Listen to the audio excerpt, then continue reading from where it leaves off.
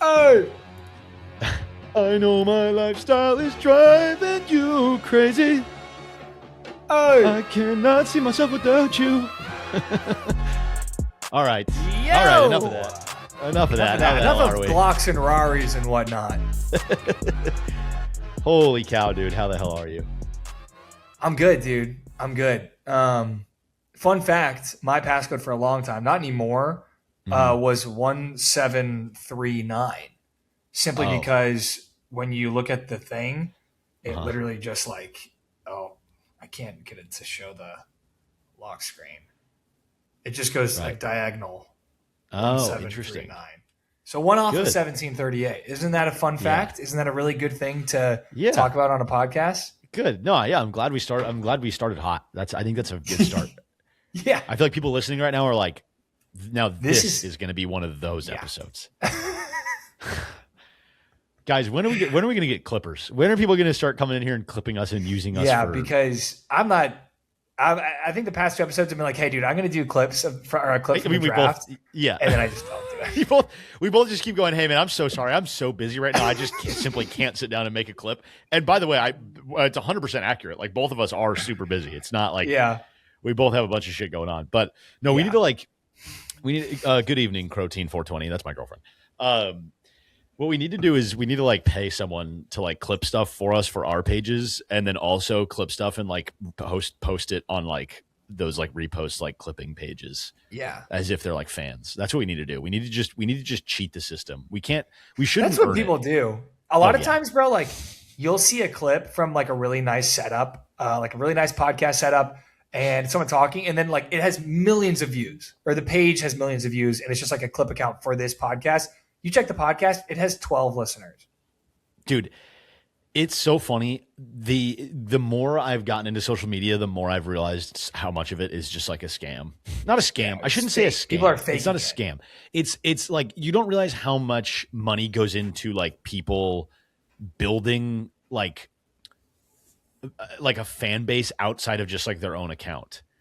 Like, so many of the people you see that are like getting clipped on different like accounts, like on those pages that do that stuff, like they're paying a lot of them are paying for that. Not all of them, but a lot of them are. It's not a bad idea. I mean, I'm not saying it's a bad thing. I should probably be doing it for my account. Something about it feels weird to me. I don't know. It feels like it feels ingenuine, and then you realize that everyone who makes it, for the most part, is not genuine. Like, to the highest degree, they're just not genuine people. Yeah. No, I agree. J-Dude back, by the way, immediately with a take. Gosh, J-Dude, what is? I got to pull up the chat. Oh, yeah. J-Dude said Caleb Foster down, Virginia to the ship. He's talking college hoops. J-Dude came in here firing with college hoops. Interesting. For the guy who usually just comes in and says this guy or this says guy. Like, which Jalen do you like better? Yeah.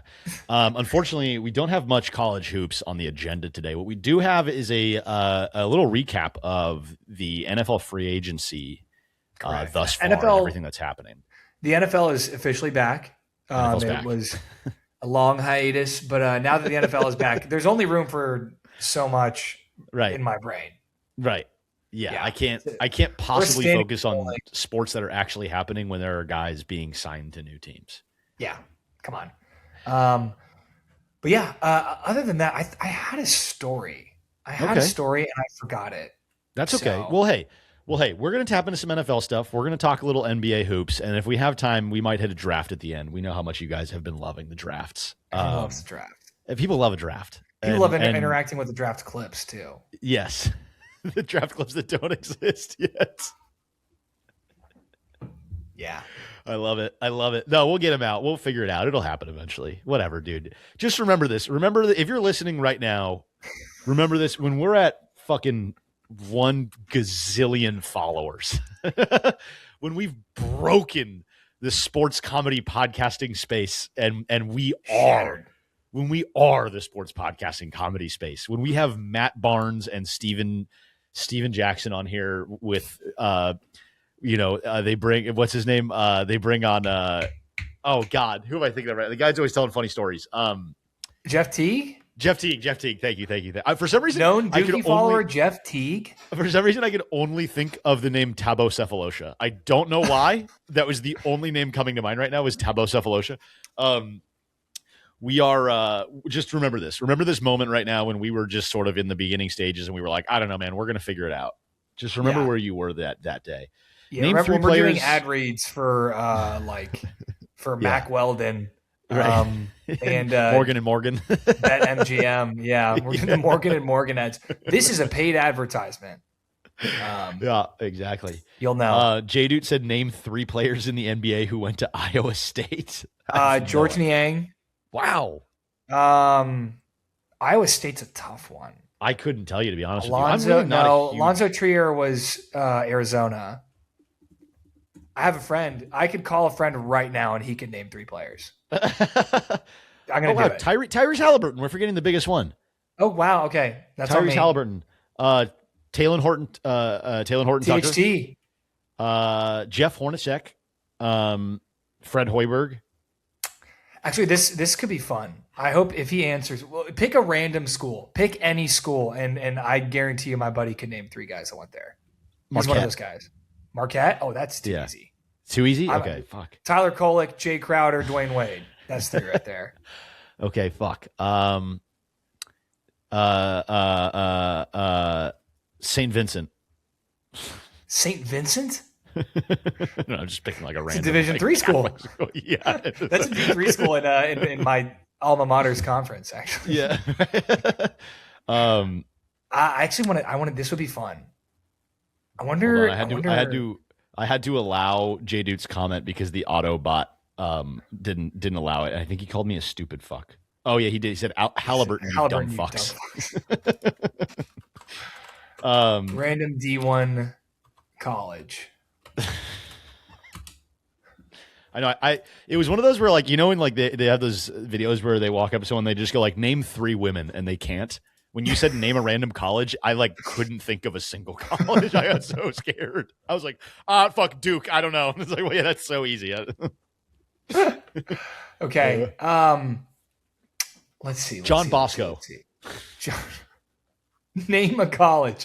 Start naming like Catholic saints.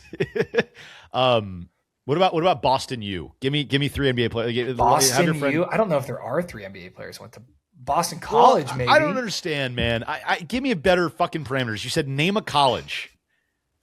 Jesus Christ. I don't even want to do this anymore. I think it'd be fun. Okay, fine, it'd be fun, and he would actually he would be able to do it. Boston College, go. Boston College, okay. I like Boston College. Call Noche. All right. Calling Noche. We'll see if he answers. What if he says something crazy? He won't. He has 3 kids. Oh, good. Yeah, I know a lot of guys. And he's 27. I know a lot of guys with 3 kids that say atrocious things.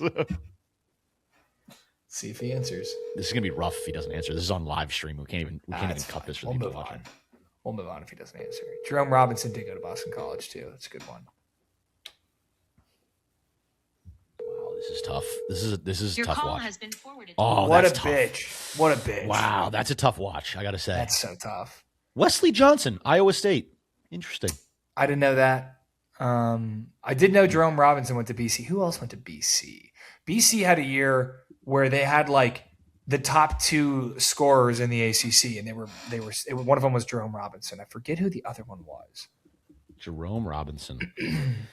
Okay, Boston College. You have Jared Dudley, Reggie Jackson, John Bagley, Jerome Robinson. Bagley? That was a while ago. A lot of old players. A lot of old Marvin's guys. uncle. I guess he's Marvin Bagley the second or the third. I think. So definitely not his dad. True. Yeah, Reggie Jackson and Jared Dudley. We'll hit him too. We'll hit him with a tough school because people in the chat, who knows what they're Googling stuff and acting smart. Right. What college did Ennis Cantor go to? I don't know. Well, JD, we can't verify that you're responding to these things in real time. You could just easily have Google you could be Googling them. It doesn't count. All right. Sorry, JD. We're moving on. Let's move on to the show. If you send us an ultra mega super fucker sub, then we'll believe you for the next hour. Super fucker sub. Yeah. JD, if you sub for life, if you sign if you sign a fucking 10-year contract of premium subscription to help us offset our catastrophe of podcast hosting, which is Podbean. By the way, fuck you, Podbean. Fuck Podbean. Suck our Podbean's collective dicks. Bitch. Yeah. Suck our joint penis. Yeah, if me and Connor ever fused our penises, our panisia together to form a super penis, Podbean would suck it first. Dude, if we ever Podbean better hope we don't get super penis, dude. Dude, do you understand how fucked Podbean would be if we had super penis? If we had super penis, bro, a lot of people would be fucked. Dude, if we got super penis, it would be over for a small portion of the population. War in Iran, over. If we had a super penis, over. Jeffrey Epstein, actually dead. Out. Gone. Kosh Patel, count your days if we get super penis, dude. Seriously. Everyone on either side of the political spectrum, screwed. Fucked. Dude. Bill Gates, you better hope we don't get super penis, dude. I mean, I think that's a rule of like, if someone has super penis, immediately Supreme Emperor of Earth. Yes. No, automatically, it's written into some sort of ancient contract in a forgotten language. There would be like some tribe from like deep in, I don't know, some like the Amazon or something that would like emerge, and they'd be like, this is the god there's prophecies about the super penis god. You don't understand. They would emerge from the jungles, take over. It'd be awesome. It'd be so sick. Like something carved into stone in a dead language says that somewhere. Gooch said a combined 4 inches saving the world. 4 inches soft. Wait till they see. Yeah, wait until our super penis gets a super boner and it's 6 inches. And then everyone's really cooked. They're done. You guys think Thanos was bad? Wait until you see super penis. I'm glad no one in my family listens to this podcast. Yeah. Oh well, that'd be rough. I wouldn't care if they did. Yeah, I might care a little bit if my family did. Brothers, fine. Parents, aunts, uncles. Dude, I'm so lucky I don't come from like any type of like super religious family, because this is how I like talk to my parents. I could go tell my parents this story right now and they'd be like, cool, man, thanks for telling us. Yeah, I mean, I don't think my parents wouldn't be upset with me. They would just be like, what are you talking about? And then they would be why are you telling other people this? That would be the issue. Right. Like, what if you want another job someday? It's like, then I'll delete the podcast. That ship has beyond sailed for me. That ship is over the horizon. It's already at port in another continent. The ship for me being any type of normal part of, the typical member of 9 to 5 society is beyond gone. It's over. You would crush in sales though.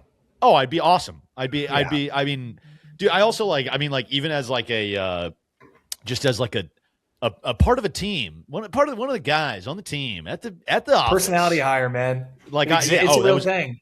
Dude, it was always me. And that's like a corny thing to be like, I'm the personality hire. I'm not trying to like be that guy, but like I'm saying that because I was always really bad at my job. I'm a horrible worker. I have terrible work ethic when it comes to like a job I don't want to be a part of. I have worked harder for this podcast than I ever did for any single part-time job I ever had. I just love sports so much. I'm willing to work hard for this. Yeah. Like any job, absolutely not. Terrible work ethic, but great hang. So they kept me around. Yeah, no, honestly, I've had that experience too. I was promoted to manager of a cafe purely because I'm a good hang. Well, I think like having like a good social barometer is like a skill that like businesses are looking for when you're in people management. Like totally boots on the ground, not as much, but yeah. Hey, boots on the ground. Wise man once said, the person at the front of the room is very seldom the smartest person in the room. Right. It's true. Very true. Yeah. That's some life advice. And that's why people listen to this pod. Yes. Looking for life advice. Your girlfriend has just said, I keep Goat around for the personality only. I think that's pretty good. I've never once heard her call me Goat. How's that? Is that weird? Yeah, I don't know that I like that. I don't know that I like my girlfriend calling me by my Internet Instagram name? handle name. Yeah, my internet name. I don't think I like that. Super boner just went back to 4 inches. So super penis over. Fuck. Way to go, babe. You ruined super penis. well, someone Himya, I don't even know how to say this name. Himya name is Ronnie. Said Willie's luck. He's got a good personality, bro. Would be cooked. Lucky. He corrected himself. I'm glad you did. But hi, another my name one is Ronnie.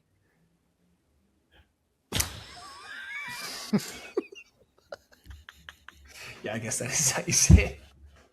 Why don't you use some capital letters to bring this thing up?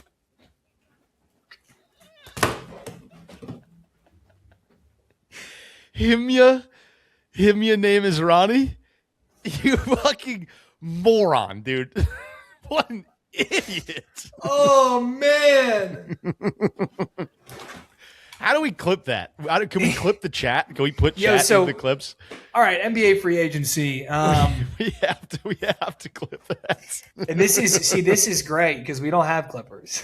Dude, I don't know. What the fuck is wrong with my brain? How did I see that and not just immediately? I'm dude, can I tell you? Himmy name is Ronnie? I have done that before on this. I vividly remember at one point I did that on this podcast, but nobody caught, like, you didn't address it. Nobody in chat addressed it, and I moved on. I just didn't call it out. But I did something very similar. Simply have that luxury, bro. One time we were me and Lauren Crotein 420, who's in chat right now.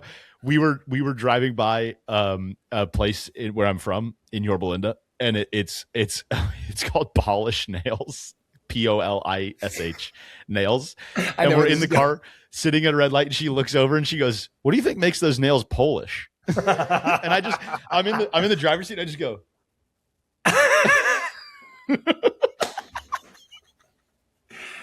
Oh my gosh! Oh, that's so tough. We have best Polish nails. Yeah. Come get nails. Be Polish. Well, Himya name is Ronnie said Slim is also lucky. He's got a good personality. Yeah, true. I'm gonna end it. So funny. All right, you guys. What a great first 17 minutes. Yeah, imagine if I would have told my story. Oh yeah, what's your story? No, I don't know. I still don't know. But whatever just happened was so super penis and me making a fool out of myself. Way better. Yeah, no, I like it. It's a good opening 17 minutes. You know who else had a good opening 17 minutes of NFL free agency was the Chiefs, with the signing of Kenneth Walker, K9. Hell of a signing in my opinion. How big is that deal?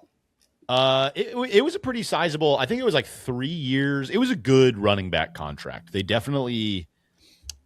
I have to imagine that's a case where Pat Mahomes was like, "Hey, I can't keep handing the ball to Isaiah Pacheco and 30-year-old Kareem Hunt. Like, you guys, I get that they've won Super Bowls without a running back. Brady did it in New England. Running back seems to be like an expendable position in a lot of ways, but the last 2 Super Bowl MVPs, basically, I know Saquon didn't win it, right? I think it was, or no, did he win Super Bowl MVP? Who won Super Bowl MVP last? I think Jalen Hurts won it. I think Jalen Hurts won it too. Pretty sure but it was Hurts. Let's be real. Saquon Barkley won them that game by being incredibly good on the ground. Yeah, he was great all year. But the deal, by the way, 3 years, $45 million.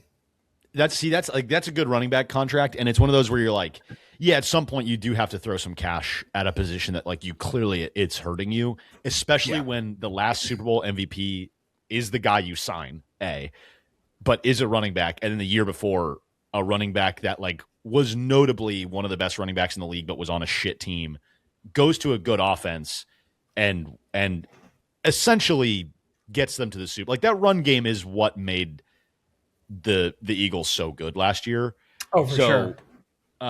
Yeah, it's one of those things where it's like, look, you can call running backs expendable all you want, and in a lot of ways they can be, because you can find them in the 6th round or whatever, XYZ. But if you're trying to contend, and Pat Mahomes is struggling because teams can just sit back and they don't have to worry about stacking any type of box, they can just really double down in the secondary. Like, it's going to be hard to win games if you don't like Pacheco and Kareem Hunt they were not good enough. So good deal for the Chiefs. I'm excited for K9. I think he's going to finally have himself a year. I think he was in a weird split with Sharb. So I'm excited. I'm excited for both parties. I think it was a good signing. Yeah, where does I want to talk about free agency more, but where does that leave Seattle? Like Charbonnet's he's good, but I mean, I think what made their run game so dynamic was having two guys who are production wise the same but very different runners styles. Yeah. I don't think Sharb is like a true bell cow. His advanced metrics just don't point to that. Like he's I forget exactly what stats they were, but I remember seeing a breakdown of like his yards per carry and like his yards before contact aren't always great. Like he isn't great at a lot of things. Like he excels at certain things and doesn't at others. I did see that Rachaad White was on the Seahawks radar, and I do think that would be a good good guy to go get. Yeah. I think they would be kind of a nice because Sharp isn't even like really a bruiser. He's not like he actually has pretty good hands. He's just not like a big open field breakout speed guy. So it just feels like whatever you got out of K9, you can get enough out of Rachaad White to still have a productive run game. I like the way Rachaad White runs. He kind of honestly, because Rachaad White's not like a super physical guy either. No, and he's pretty bad at running the football. He's a who great he reminds me of? back. He reminds me of Le'Veon a little bit, just the way he moves. Really? Okay. Yeah. And I don't think he's close to Le'Veon Bell. I'm just saying he shades of. Yeah, that's where we'll leave it. Yes, I see what you're saying. Yes. But the biggest splash, probably, by the way, unless you're not ready to move on. Nope. I was gonna wrap that up and saying just great signing for the Chiefs. Yeah, I agree. But biggest signing, obviously, Crosby to Baltimore. Huge. I mean, this is the most okay, John Harbaugh's not our coach anymore. We can go trade picks and do things not the old-fashioned way. Move ever. So, I mean, obviously now the Ravens now have an elite pass rush. I think pass rush to football is to pass rush as shooting is to basketball. It can just cover up a lot of sins. At least for a defense. Baltimore obviously went from having one of the best defenses in the NFL the year before this past year to just looking like they couldn't string together stops. They had one of the worst defenses in the NFL. Yeah, really weird. Very odd. Very, very odd. Oh, did we lose you? Are you there? Hello? Yeah, you're here. Sorry. Sorry, I thought we lost you for a second. I might have lagged for a second. No, you're good. Really weird year for the Ravens, but I mean, you add a top 3 pass rusher in the NFL, your defense is just going to be light years ahead of where they were before. That's just the way it is. He's just a game record type guy, but I think the real loser of this trade is Joe Burrow, because Joe Burrow now has to see twice a year TJ Watt, Myles Garrett, and Maxx Crosby. Yeah, I mean, not only is he a loser for that reason, but not that he's a loser. I didn't mean that. I mean, he's the losing party involved in all of this. Was a better way to phrase that. The Bengals have done nothing. The Bengals continue to do nothing to help him. They really haven't done much of anything. They went out and signed an edge rusher, I think. Yeah, but this is my thing. That's not you need. He needs an offensive line. The Bengals need to be begging every team in the league for an offensive line, or blow it all up. I guess. Do you know what I mean? If we're being honest here, they need to just go trade T. Higgins for an offensive lineman or something. They can't just keep doing this. There's no way they think. Or for we'll just draft a lineman. And it's you won't though. You won't draft a guy it's not going to work. Gooch in chat, by the way. Chat is on fire today, by the way, guys. Hell yeah. Gooch said, can we have 90 minutes of silence for the Raiders? I feel like the Raiders have done nothing but make good moves. They're putting a lot of eggs in the Mendoza basket. I will say that. They are, and I will be honest with you. I am hesitant on the Mendoza franchise so guy thing. I like Mendoza, I'm not saying but I don't think he's I don't think he's a bona fide, like, this is our guy. Let's go all in on like Mendoza being good on his rookie contract. Right. That's it reeks of, and this is not necessarily a bad thing, but it reeks of like Baker, Sam Darnold, like one of these guys where they're drafted with like high regard and they don't pan out, and he's going to bounce around a couple teams, and then he's going to figure it out when he's 29, and that'll be the best version of himself, but I struggle to see a world where Mendoza comes in and like truly saves the Raiders, but yeah, they're putting the infrastructure around him to be successful, which is the most you can ask for, especially out of a franchise like the Raiders, where they tend to not do shit like that. Yeah, I like what they did. I think they went out and got positions that you need to even give yourself a chance to be successful. They went out and got an edge guy. They got the best center in free agency, Tyler Linderbaum. They got two linebackers, Quay Walker and Nakobe Dean. They signed Jalen Nailor, who Thickums just mentioned. Like, that is a fantastic signing. Like, Jalen Nailor quietly had a great year. He showed some flashes of like possible like wide receiver 2 level guy. Yep. And I think their ideal with that is, look, Brock Bowers is essentially our wide receiver 1, and he's a bigger, slower guy. So we want to put a lot of speed around him with Naylor and Trey Tucker. And like, it seems like that's what they're trying to kind of build. I'm excited to see Ashton Jeanty with like at least one serviceable lineman and like maybe a quarterback that can move the ball a little bit. I think he'll be awesome. Gooch, who I believe is a Raiders fan, said he would have preferred a better wide receiver. Gooch, I hear you. It's tough because it's like, would you guys have given Dobbs the same contract the Patriots did? I don't know. It's probably more important that you guys are spending on like offensive linemen and stuff when you have at least Brock Bowers. Maybe they believe in Besh to like take a leap this year. I think this is a pretty solid wide receiver draft, and the Raiders have 2 first-round picks in this draft, right? Yeah. Let me see. I pulled up the draft because I figured we'd have some questions. Pretty sure they have the Ravens pick this year, and they have the Ravens pick next year. They have the Ravens pick at 14. I don't think so. I mean, I thought they got the Ravens pick this year, or is it next year and the year after that? Maybe it's. They have 2 first-round picks this year. It looks from what I'm looking at here, they only have the number 1 pick in the first round. Are you sure? No, I'm not positive. Don't quote me on that. But are you sure? That's what it's showing me on ESPN. Yeah, they got 14 as well. So they have 1 and 14. Oh, they do have the Ravens 14 pick. Okay. Yeah, I mean, look, you can go wide receiver at 14, and that's like, I don't think anyone is going to bat an eye at that. If that's the case, go Mendoza and Mekhi Lemon. I mean, Lemon's not going to be there at 14. You don't think so? You think he goes higher than 14? No, he's going to go top 10. He's the consensus number 1 wide receiver in the draft right now. You know what's funny? Someone on this podcast said that earlier. You did say that. He's done nothing but rise like since the end of the college football season. Yeah, hey, credit where credit's due. You did call it. I will give you credit there. Yeah. I thought this was just like classic, like West Coast guy thinks West Coast football is great. No, Mekhi Lemon is like Amon-Ra St. Brown level, like super, super clean route runner, incredible hands. Not like a super big dude, but just produces all the time. I think he is better than Tate and Tyson. I'm actually not super high on either of those guys. I think Omar Cooper is kind of a sneaky good wide receiver in this draft. Omari Cooper, is that his name? No, I think it's Omar. Omar, yeah, okay.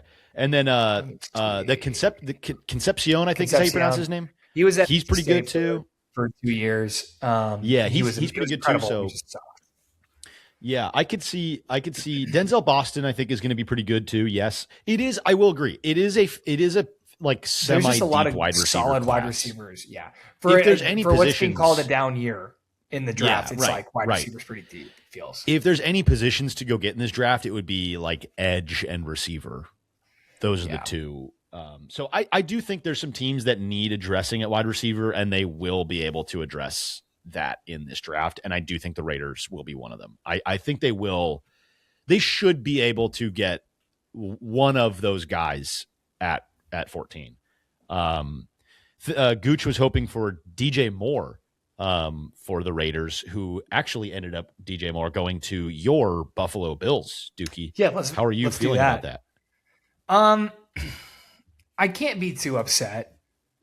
I'll say this. Okay. My initial thought was like, oh, cool, like a bona fide, number one, a true number one. I don't even know if I want to say bona fide because DJ Moore has been good. I wouldn't say he's been great. He has attitude issues. He's given up on plays in big moments.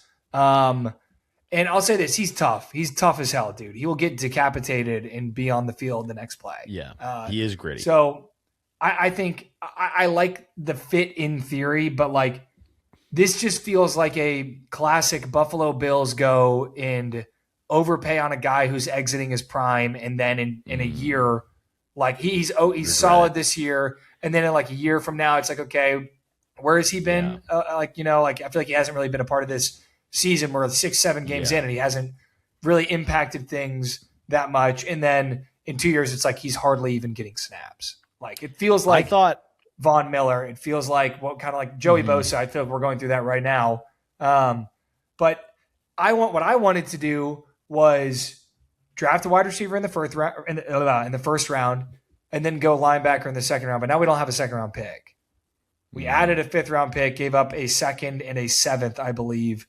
And so I'm like, if that's what the market had for us, then that's what the market had for us. But I do understand the situation of like, okay, Josh Allen is not getting any younger. He's 28, I think. I think he's the same age as me. And like, do you want to take another swing at a wide receiver who, Keon Coleman was a swing at a wide receiver in a super, super deep wide receiver draft. Yeah. And just didn't work. It did not pan out. Yeah. And, jury's still out. I'm not going to write off Keon Coleman just yet. I'm not going to do it. Still could be, a guy, not the guy. I mean, he could be a guy, I think. Yeah. But I don't know if DJ Moore is one, but I think that was just who was available. I thought Alec Pierce would have been more on the radar for you guys. Yeah, I think you were maybe even like out. Maybe, yeah. I think the hard thing was like the money situation. But there was a part of me that was like, maybe you go get T. Higgins or Waddle, because it seemed like those were teams that had. I said those two names to someone to give up. I think we were texting about it. I think we were texting. I think I sent the same spiel to like a lot of people. To like 5 people. Because they were like, well, who did you want? Like DJ Moore saw, like, who did you want? I'm like, well, here's all the guys that have been in trade talks over the past year, and just like rattled off Waddle, Higgins, AJ Brown, even Dobbs. It seems like Dobbs would have been. I would have been more upset with Dobbs, but I feel like we probably could have, like, here's a 4th round pick for Romeo Dobbs, or I guess he signed. But, he signed, yeah. Either way, this is going to truly be I'm not super happy right now, but I'm not going to be outwardly like, this is horrible, the world is ending. I'm just going to at least be like, okay, let's, I hope I'm wrong. This is what I think is going to happen, but I really hope I'm wrong. Thickums says he thinks that it's so funny to address people in chat just by like their internet. Thickums says just very seriously. Gooch says very earnestly, just going Thickums and Gooch. Thickums said he thinks that Shakir and DJ Moore are a perfect combination next to each other. I could see a world if Keon Coleman took a leap this offseason and just became part serviceable of what he could be, and honestly. The biggest thing would be like if he could just be a big hands, big body, like red zone threat, or even just kind of a possession receiver type of guy where like you don't have to rely on him for any type of speed and go ball or any type of crisp route running. If he can just be physical and like have good vertical and like a good catch point and a good contested catch rate, if he could just do like that at like a slightly above average level, I could see a world where these 3 guys sort of have like a Colts receiving core last year type of mix. Because last year the Colts receiving core, it was like all these mid-tier guys. Heavy committee, yeah. Downs, Pierce, and Pittman. And everyone was like, they're okay. But they complemented each other so well. Exactly. That's what I'm saying. Yes. Like Pierce put pressure downfield. Downs and Pittman were both good on third down, as well as Warren. Like they had like every single one of those guys, like Warren, Downs, and what the heck is someone else on my window? Warren, Downs, and Pittman all had like a little bit of gadgetness to them. Like Pittman was great in the slot. Downs could do a lot of different things. Nothing like exceptionally well, but he could do everything. And then Tyler Warren is just an animal. But you're right. I think there is a world where we do have something a little bit like that. But Keon Coleman, I don't, like I said, I don't want to write him off completely yet. Crazier things have happened. No, I hear you. Look, in college, the contested catch was his thing. Like that's why we drafted him, because he's a big, athletic, physical wide receiver. Yes. So, and look, we saw, Quentin Johnston, everyone was labeling a bust year one, and he figured it out this year and was effective at some capacity. And, I don't think you guys have to ask him to be anything incredible, because it's not really the Bills' way of winning anyway. It's not like you guys are a big run and gun slinging the ball, 50 yards you're a run first heavy unit team with a lot of, heavy personnel. Like I don't know that you need a ton of great receiving threats. I think it's just one of those things where as a fan, you watch the games and you go, gosh, if we could just give Josh Allen somebody electric to throw the ball to, could we be a different type of team other than being a giant jumbo unit run first? Could we utilize Josh Allen more? It's a Lamborghini in the carport. I mean, that's what it is. And I'm just, this is another reason why I'm not excited for next year is the Joe Brady show.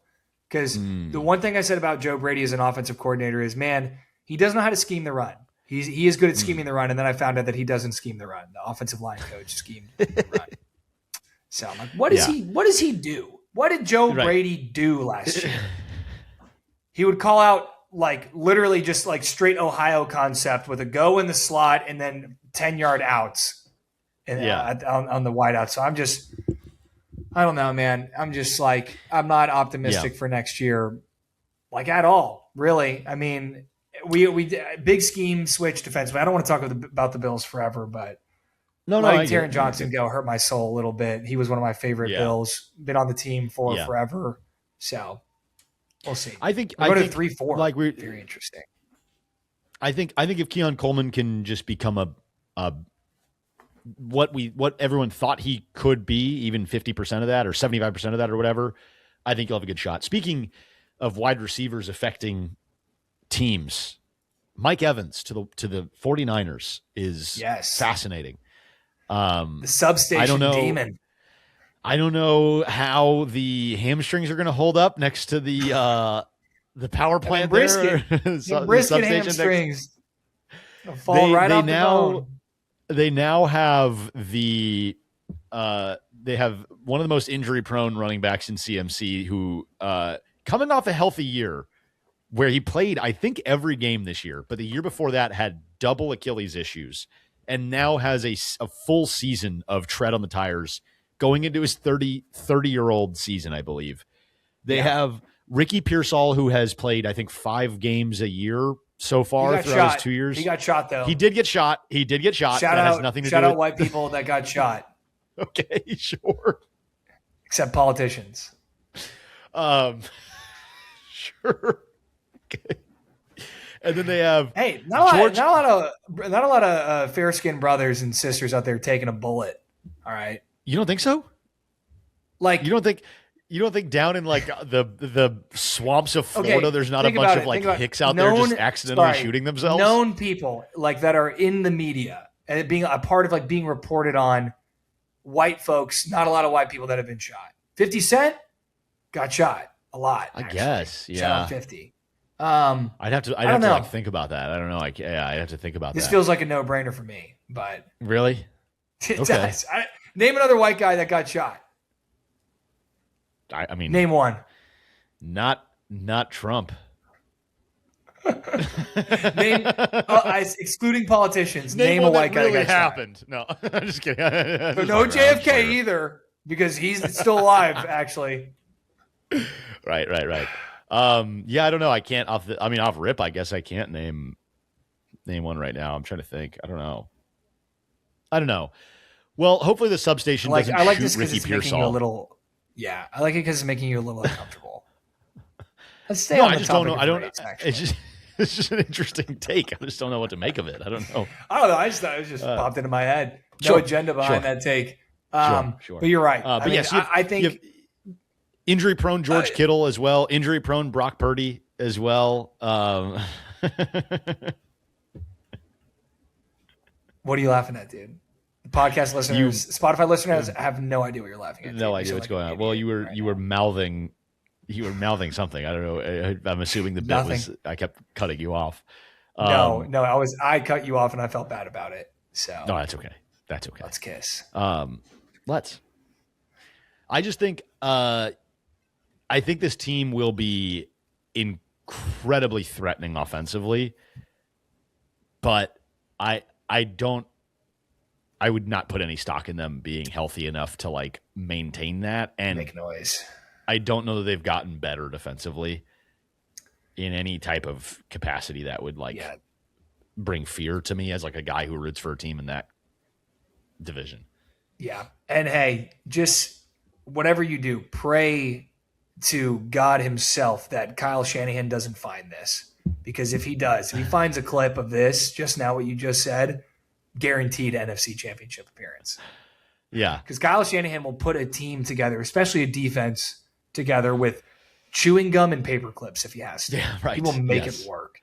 But he does kind of. I think it's exciting. Thickums had a good chat. He said that RPO red zone offense is going to be crazy, and I could not agree more. Dude, Christian McCaffrey, George Kittle, and Mike Evans, the ultimate. Okay, hold on. Has Justin Herbert and the Los Angeles Chargers, have they just been overtaken by as the ultimate hypothetical team? Because this team, when everyone's hurt week 5, the talk by week 12 is going to be like, just imagine what this team could have been. They will be the hypothetical kings this year. I would put pretty good money on that. They will be the epitome of hypothetical Super Bowl contender. Speaking of Super Bowl contenders, but non-hypothetical, Romeo Doubs to the Pats. They're not Super Bowl contenders. They're going to be 500 next year. They're going to actually play teams over 500, and they're going to be 500. They will definitely get punched in the mouth next year. They will not be as good as they were this year for sure. I 100% agree. They're not going to come out this year and be. I would bet they go 10-6. I still think they'll have double-digit wins, but I think Dobbs helps them a lot. I actually think this is an underrated pickup. I think Dobbs is one of those like pretty underrated receivers. He kind of reminds me of like Jacoby Myers. Like he reminds me of a guy where he's production-wise probably very similar. And he hasn't been featured as an alpha wide receiver guy, but I feel like there was a power vacuum in Green Bay though, and he didn't really do anything. Because Tucker Kraft was the guy in Green Bay, was the number one target for sure, but I don't know. I think he did have a chance to become the guy once Tucker Kraft got hurt, and he didn't. And whether that's him or the offense not featuring him enough, exactly. But but I think in a team where they have just a clear void at wide receiver and they let Diggs go, it had to be him. I would be pretty surprised if they didn't actually take a receiver in this draft as well at 31. Like if they have like a Concepcion or an Omar Cooper slip back there, which I think is really, really likely. Like one of those very kind possible. Because I think we're looking at this. I'm looking at the draft right now. I would bet Mekhi Lemon and Tate are gone in the top 10. Yep. To somebody in there. The Browns could use a receiver. The Titans could use a receiver.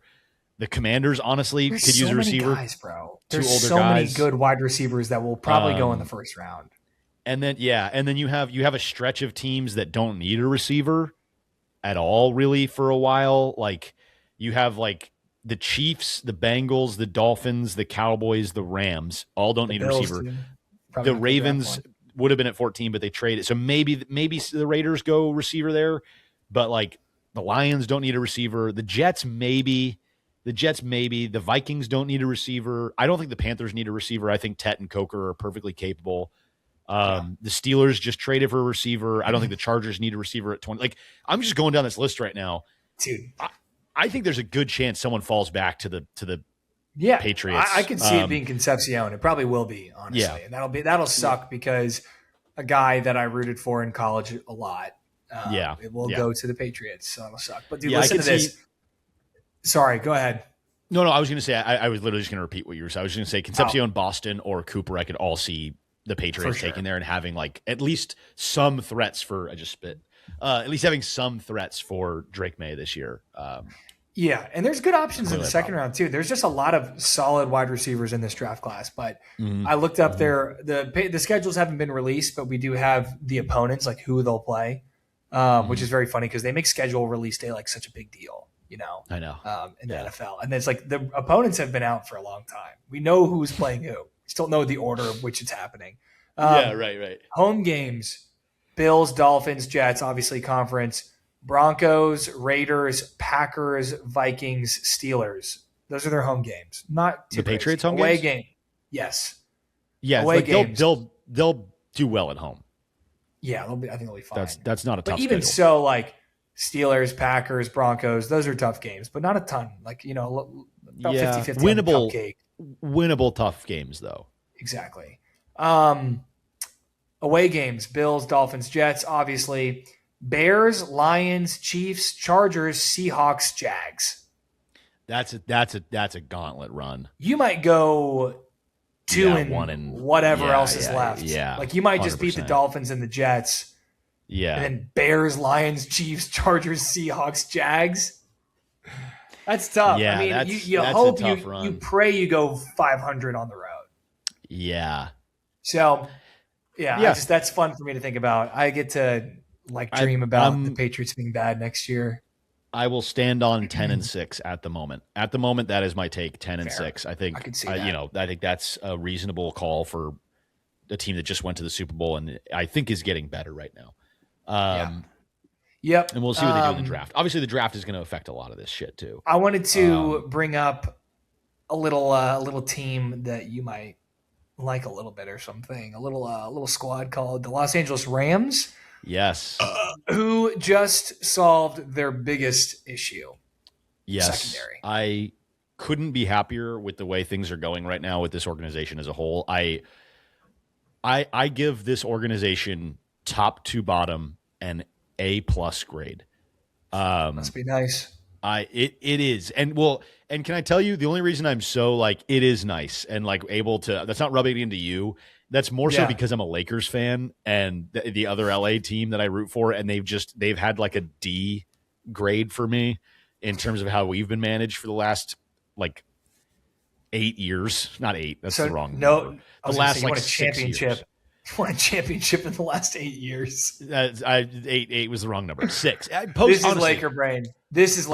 No. Post championship, we've had a D grade for how well we've been run.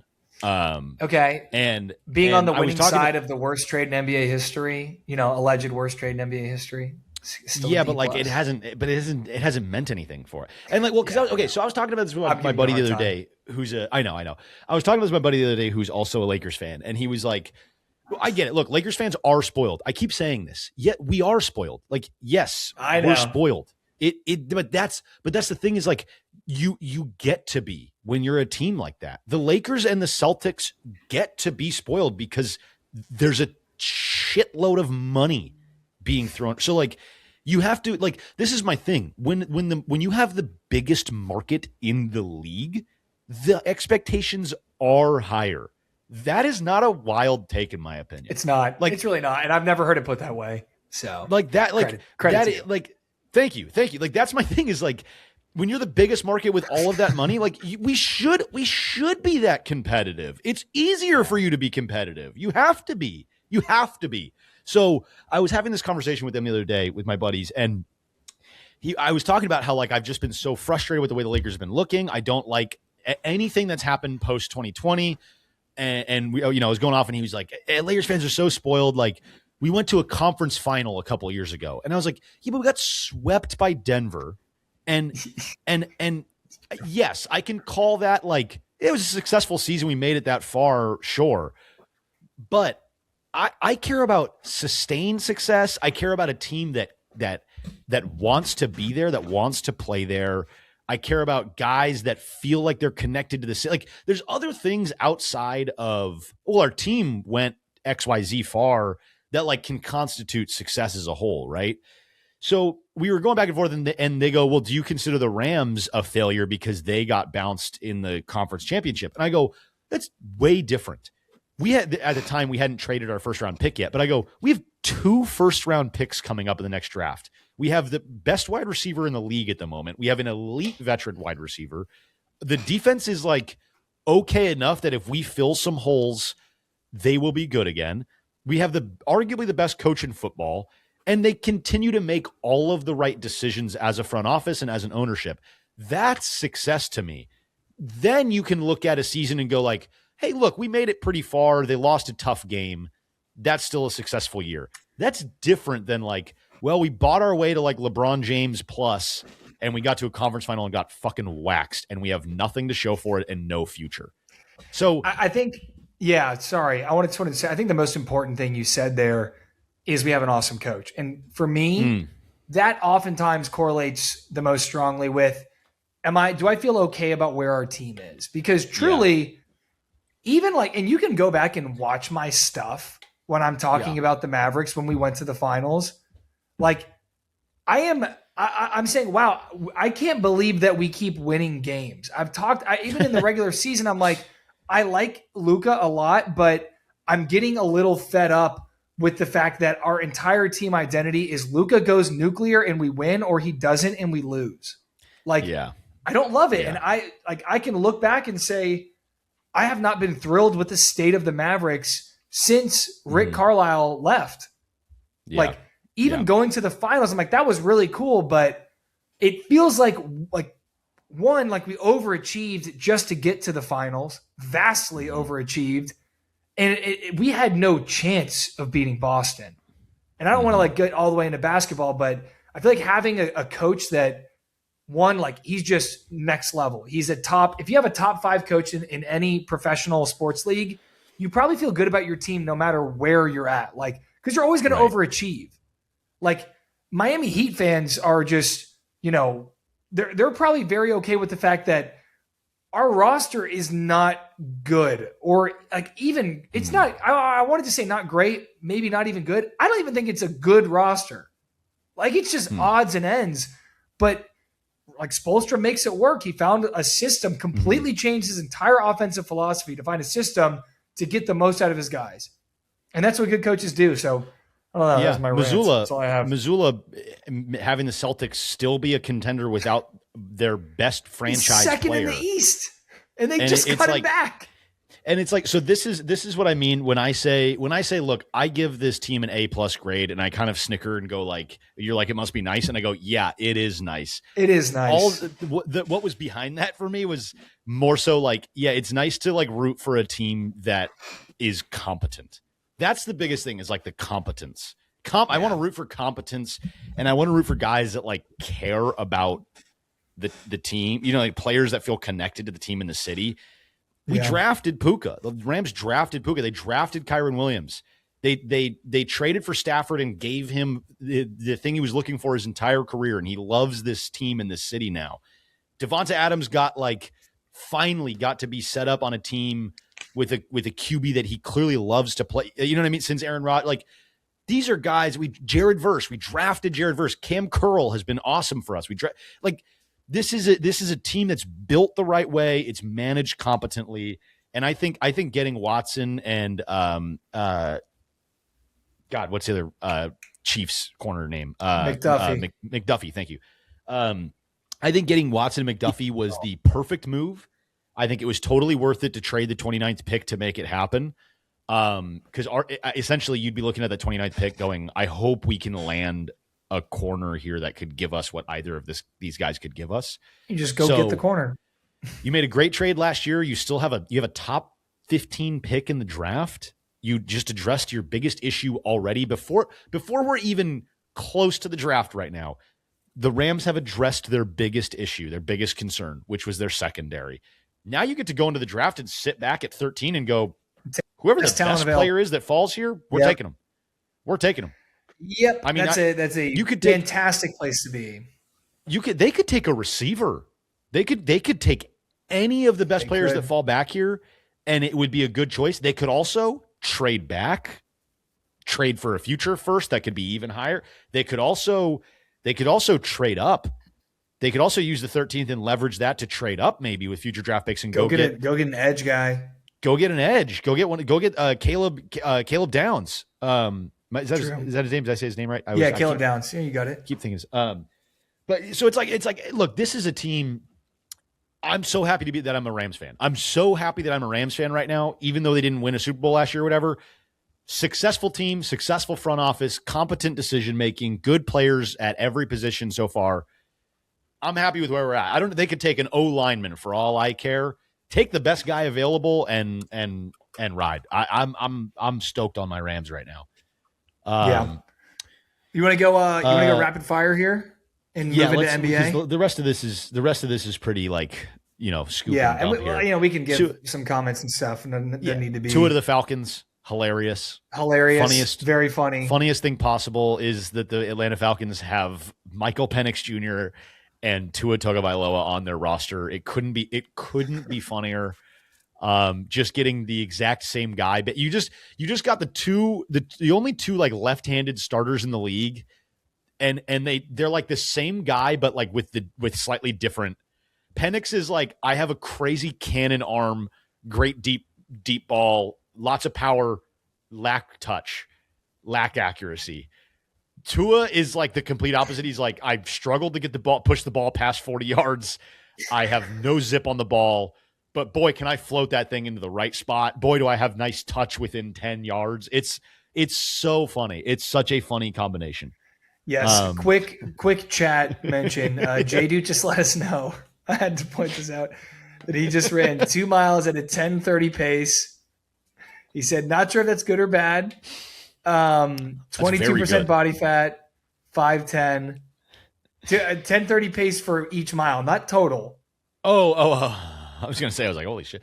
That's still solid. That's still solid, dude. I don't know when the last time you like ran a mile was. That shit is hard as fuck. Yeah, honestly, dude, I forever, just because of the way I'm built, I can just run miles fast. Really? 2 miles, like probably closer to like a 7.5, 8 minute pace. But a mile, I could probably, when I was in college, you want to know what my fastest mile was? What? 5:20. Really? Yeah, just ripped it. Just holy shit. Sprinted it. That's when I was in basketball shape, though. I have such short legs, dude. I just am not built for long distance. I'm just not. Yeah. I'm not. I'm explosive. I have good burst in short spaces, just not built for distance. My fastest mile ever was 7 minutes, and it was in like 8th grade when I was in the best shape of my life. Dude, crazy how in middle school, like you can just rip a mile, like no training and like pretty decent time. Ravens backed out of the Crosby trade? Wait, what? I just saw it. Crazy. Yeah, I see that. Hold on, but before we address that, Twitter. J Dude said, "What are your player comps?" I want to know Dookie. I want to say Marcus Smart. Dookie is not Marcus Smart. We'll talk about that. We'll address that when we first get into NBA. How about that? But let's actually all right. Let's a little live reaction here. The Ravens backed out. Let me pull it up. I'm gonna pull it up on my phone. Let's go to x.com, the everything. Oh app. Yeah, I just got underdog notification. Ravens backed out of trade for Maxx Crosby. Wow, that's fascinating. Fuck. Rams. It had to be a physical thing. Make the call. Pick 13. He's back on the board. That's really interesting, dude. Wow. Wait a second here. Yeah, what's this about? Okay, latest. Sorry, this is bad podcasting. It's all like trade reactions. No, it's okay. This is a big moment. I was going to say, Thickum said it too. There had to have been a failed physical. Yeah, interesting. The top most recent tweet is, what was your favorite moment of the Maxx Crosby era in Baltimore? Dude, Baltimore Ravens have backed out of our agreement. It says they have no further comments, so we don't know. Wow. That's crazy, dude. Interesting. Well, I guess we just have no more information. The prodigal son has returned. True. Yeah, that's interesting. We'll see what comes out of that. Sorry, we had to take a pause there to see if we could comment on what happened, but we can't, unfortunately. Moving on. The Tua signing is hilarious. Tua signing hilarious. Put them together. They are a super quarterback. That's like super penis vibes. Yes. Super dude. If Michael Penix and Tua could make super penis, they would be Tua awesome. Penis Junior. Tua Super Penix. Tua Super Penix. We'll just call it. We'll call it. We already have the penis Penix. We already have the penis Penix thing there. Tua penises. Tua Super Penixes. All right, that's enough. Malik Willis to the Dolphins. I like this. I like them just being like, fuck it. Let's go a completely different direction with our quarterback. Yes. For it. And Malik Willis did enough last year in the moments he had when Jordan Love was out to kind of be like, give him a shot at being free agency. Give him a shot at being a bridge QB. Yeah. Who was a better quarterback, a more desirable QB in free agency this year? It was not a great market, but I guess Kyler. I would have said Kyler. Yeah, probably, I guess. But I think they were probably close to about the same. I mean, Kyler still hasn't signed, has he? Yeah. No. I mean, I think the attitude concerns, obviously his, I think at a certain point you have to ask, okay, is he just not good enough? Like, is he too small? Yeah. Because I think the arm talent is there, but Brown. I think he's going to be a Viking. Oh, yeah. I think if you're the Vikings, I've heard the rumors too, but I've heard Jets, I've heard a few different things, but I think if you're the Vikings, you're like, this is probably our best bet. As an insurance policy is Kyler. Just like someone to throw out there and like, hey, if he's that much better than 9, then we just roll with Kyler. So right. Yeah. 9 is such a funny meme. Wan'Dale Robinson to Titans. Not big nothing. Splash. Not nothing. It's not nothing. I think it's actually a really good like safety blanket receiver for Cam Ward. I like it. I think so too. I think it's an interesting signing. I hope I'm a Cam Ward guy. I'm a Cam Ward believer. I think that kid is going to be very good. I really do. Oh, for sure. I agree. And I think if they can just get the tools around him, I really wanted them to go get Isaiah Likely actually, because I feel like they kind of have a hole to fill at tight end. Hey, but I think they'll address. Wan'Dale Robinson had 1,000 receiving yards this year. Wan'Dale Robinson is a capable like wide receiver too. I hope they either draft a receiver or like a really, I don't know, maybe if they get like Sadiq, the tight end from Oregon, I believe. Okay, maybe he's a good. I guess they just roll with Chigo Okonkwo and like Gunnar Helm or whatever. But I just hope they put a receiving core around Cam Ward, man. I think Pollard and Tyjae Spears are a good enough running back duo that they don't really need to do much there. The defense looks pretty good. It really is just like, go get Cam Ward, somebody to throw the ball to, man. Calvin Ridley's they're going to draft someone. They should. They really should. Although I do like the Alec Eomanor. I do think he's a decent player. Tackle. The receiver. Are there 2 Iomanors in this draft? No, I'm talking about the kid that's already on the Titans, the receiver that's already on. He got drafted last year. There's probably more Iomanors coming into the league. Alec Eomanor is a wide receiver for the Titans. I was mistaken.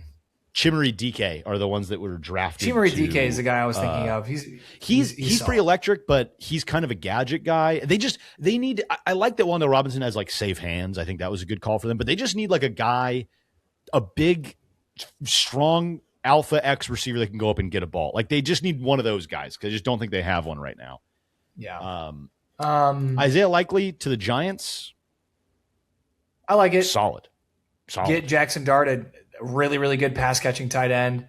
And then also Tremaine Edmonds. Tremaine Edmonds, solid. And, he's getting older, but solid middle linebacker to try and beef up your defense. Because New York was bad against the run last year. I think, you hope that, like, you got Dexter Lawrence there, I believe, and what's his face? The edge kid from Penn State, rookie, like number 2 draft pick last year. Yeah. I know what you're talking about. The Islamic sounding name. I don't know. I'm blanking. What's his name? I'm also blanking right now. What is it? Abdul Carter. Yes. Islamic name. Thank you, Thickums. You said it too. Okay. Yeah, I like it. You good? I gotta make sure my oven is off. Give me 1 second. I just remembered that right now. Protein. What the hell? Keep talking. But I guess moving on, the Arizona Kylers let the Cardinal walk. No, Cardinals let Kyler walk. Signed Tyler Algier. Yes.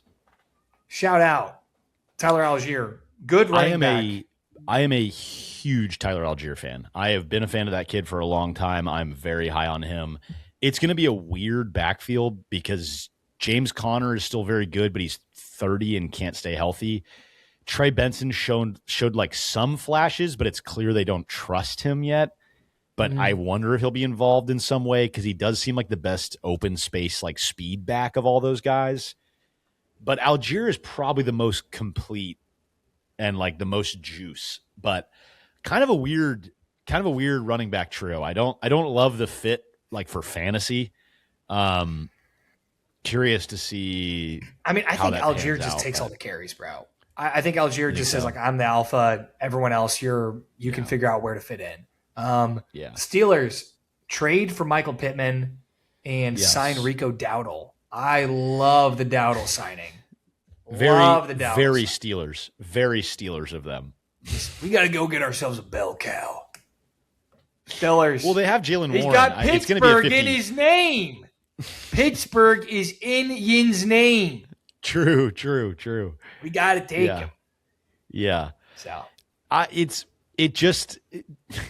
it's one of those things where you're like, oh yeah, good signing. But then you think about the team, and there's just something so unbelievably Pittsburgh Steelers about 28-year-old DK Metcalf, 28-year-old Michael Pittman, 42-year-old Aaron Rodgers, 28-year-old Rico Dowdle, and like 26, 27-year-old Jalen Warren. That's your offensive firepower is those guys plus like Pat Freiermuth and Darnell Washington. Like it's like the most 500 team you could possibly imagine. Mike McCarthy just at the head of everything too. Dude, so 500 football. Did you hear, funny. Like, I know a lot of Pittsburgh people, and I think they covered it on, I think they said on PMT, but a lot of Pittsburgh people were like upset about hiring Mike McCarthy. And then, he's from Pittsburgh, so he has the Pittsburgh accent. And someone, I think it was like Big Cat was asking someone, what do you think about Pittsburgh? Mike McCarthy, whatever. And he said, I don't like it, whatever. A day later after the press conference, he's like, I think I changed my mind on Mike McCarthy. And I'm like, why? They said, because of the way he said Will Howard's name and he just played the clip. And Mike McCarthy's like, oh, we really like Will Howard. Just Will Howard. We like him. And I was like, that's the most Pittsburgh thing ever to be like, I don't like the way he smells. Yada, yada. Yeah. Something stinks here. And then it's like a guy sounds like he's from Pittsburgh and they're like, all right, I'm in. But I don't know. Funny. I see it like if you're the Steelers, it's like, okay, we're on the cusp of a rebuild. Yeah. Might as well just swing hard. Yeah. And I feel like that's what this is. So do what you can with what the market has to offer. And I think they did. So I guess. Yeah. It was clear they needed another receiver. I thought Aaron Rodgers was going to retire, to be completely honest with you. I'm shocked it's still going.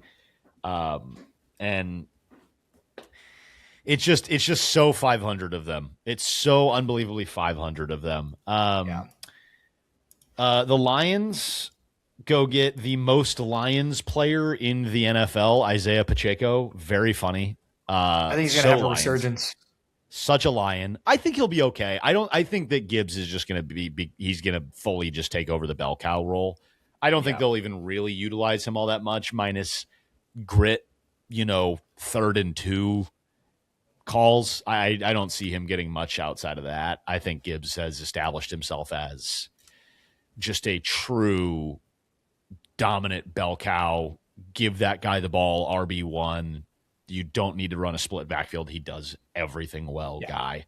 So I think he's there mostly just to be Monty Light and just take the gritty yards. And if Gibbs gets hurt, he's at least competent enough to like fill in. But he's just such a lion. Sure. He's just such a lion. The way he moves, the way he runs, the way he approaches the game. So Detroit. Very, very much so. A few more here. Lions get a center. If we're staying on the Lions for a second, they trade for Juice Scruggs. Feels weird that like this is a great signing for the Lions. That's what I've heard. I'm not like tuned in on every O lineman in the NFL, but didn't Houston have like the worst offensive line in the league last year? They certainly had one of them. Yes. If Juice Scruggs is good, why are they trading away one of the better pieces of their line? I don't get it. Whatever. It is kind of a weird decision. Yeah. Yeah. Jalen Phillips and Devin Lloyd to the Panthers. Panthers are kind of fun. The Panthers, it's interesting.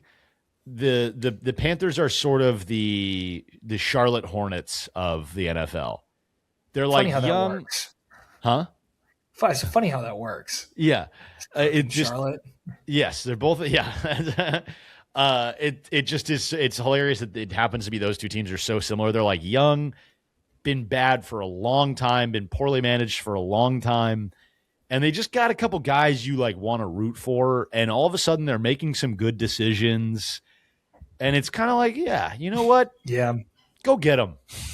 Go get them, Tiger. They're not like a real threat when it comes to playoff success yet, but you're like, hey, in like 2 years, you guys keep doing what you're doing right now, you'll be good. You'll be all right.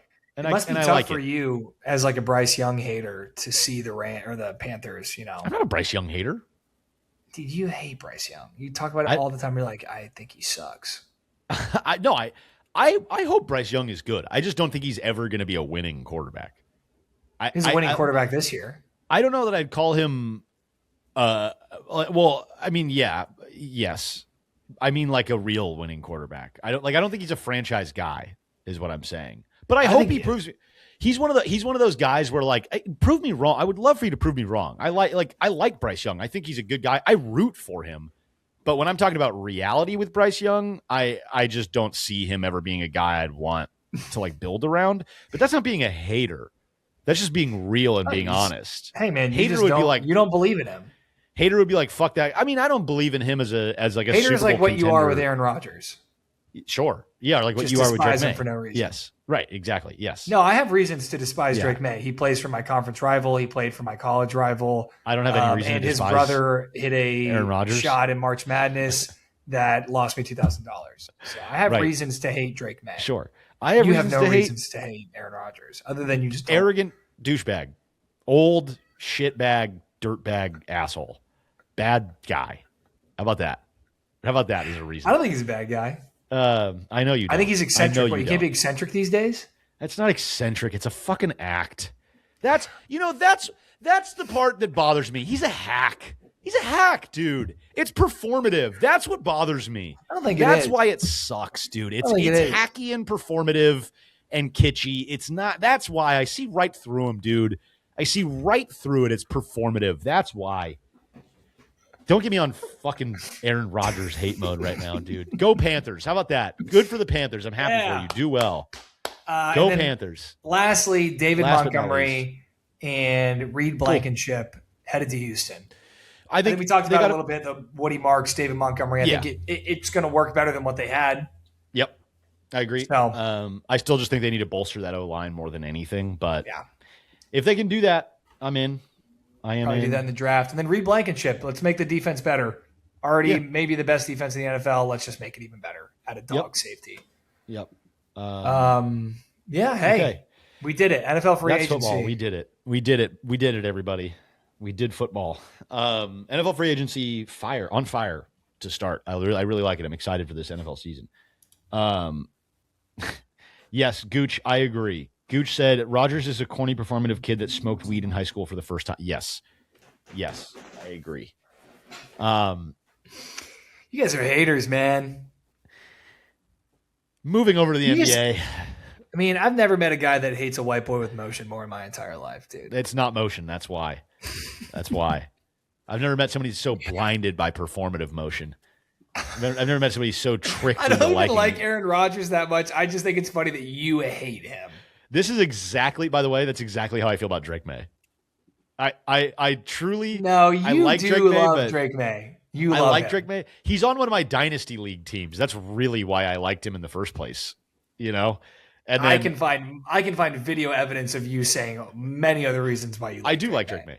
I said he was going to be good from jump, and then he was good, and I was like, I'm glad I was right to some capacity about this. Is he but good? you hating him made me go harder into him than I ever would have before. Every quarterback that throws for not three, like just between 250 and 300 yards is really good. The Pistons yet to hit 50 wins. What do we make of that?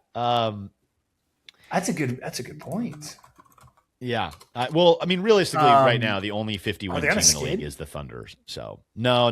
They're actually they are 5-5 in their last games yet. They're 5-5 in their last 10. Yeah, they've lost and 4 in a row. 4-game losing streak. Yeah, which is not good. Who do they lose to? I'll say I've been watching a lot of ball lately. Have not caught a Pistons game, I think, since they played the Suns like a month and some change ago. Yeah, I mean, look, they're still a very formidable opponent, but they got beat by the Heat. So. Okay, they got beat by the Heat. They got beat by the Nets by 2. That's a bad loss. They got beat by what was the other one here? They had 2 days off. Is that what I'm saying? Oh no, they lost to the Spurs. Fair. But and then they lost to the Cavs. Yeah, that's their last 4 games. Look, you'd like for a team that people are calling a contender to do a little better there, but I don't know that I don't know that it's going to matter in the East. Jason Tatum Boston? Being back. Is Jason Tatum being back. Yeah. It's Boston. That's how I feel. It's Boston. I don't see a world where the Pistons are good enough yet to overcome that. The Knicks I'm tired of believing in them, so I'm just not going to anymore. That's how I feel too. That's where I'm at.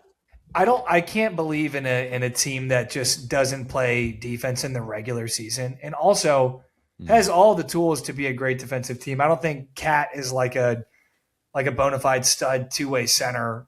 He's just not. If he was, he'd be a top 5 player in the NBA. Because what he can do, what that dude does offensively, like I'm a big let's not put too much stock into Cat, but what he does offensively is wild for a guy his size. There's something about I'll pre-pause myself, but the long-legged, I don't even know if that's a pause, long-legged, short-torsoed center that just moves thick, by the way, too, like strong built. Yeah, thick and long. Yeah, but no, Cat. I mean, watching him in a losing effort to the Clippers, he played almost a perfect game offensively. I think he was 12 of 14 from the field, dude. It was wild, and seeing him play physical too on that end, and he's not going to back you down, but when he everything is predicated off of his shot. So if you respect his shot, he's going to get downhill. And he makes tough layups, dude. He makes a lot of he has kind of a good people, midi. Bro. Yeah, he has a good midi float.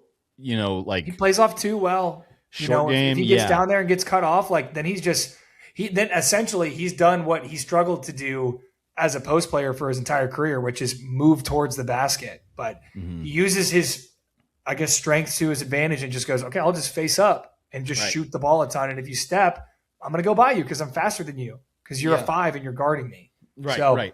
But all that being said, every year I've been like, this Knicks team is good, man. When they went out and got Bridges and Anunoby, I was like, this Knicks team is a contender. I really like them out in the East. I love Jalen Brunson. He's one of my favorite players in the league.